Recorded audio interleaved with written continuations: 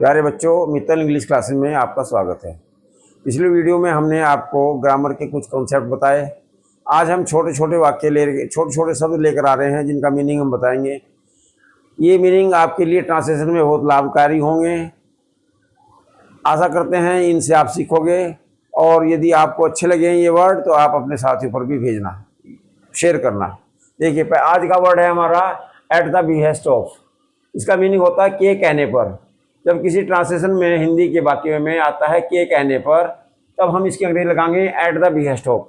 इसको हम दो प्रकार से प्रयोग कर सकते हैं। उदाहरण देखिए, अपने पिताजी के कहने पर मैं घर गया। आई वेंट, मैं गया, होम घर, at the behest of my father. या तो हम ऐसे लिख सकते हैं इस वाक्य को, या हम ऐसे लिख सकते हैं आई वेंट होम। ये वाक्य में कोई परिवर्तन नहीं है यहाँ पर। एट माई फादर्स बिहेस्ट, अपने पिता के कहने पर। तो हम ऐसे भी लिख सकते हैं इसको और ऐसे भी लिख सकते हैं। दोनों प्रकार से हम इसका प्रयोग कर सकते हैं। मीनिंग वही रहेगा के कहने पर। कभी कभी वाक्य में आता है किसके कहने पर। किसके कहने पर का मतलब होता है एट हुज बिहेस्ट। जैसे हमने कहा कि आप किसके कहने पर यहाँ आ रहे हो, at whose behest are you coming here, है ना। आपने किसके कहने पर उसे चाटा मारा, at whose behest did you slap him.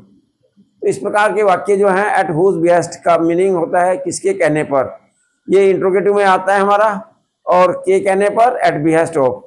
इस प्रकार से मैं समझता हूँ ये वर्ड जो है आपको समझ में आया होगा।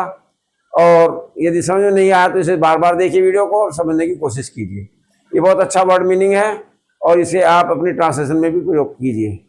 आशा करता हूँ ये आपको समझ में आ गया होगा। धन्यवाद।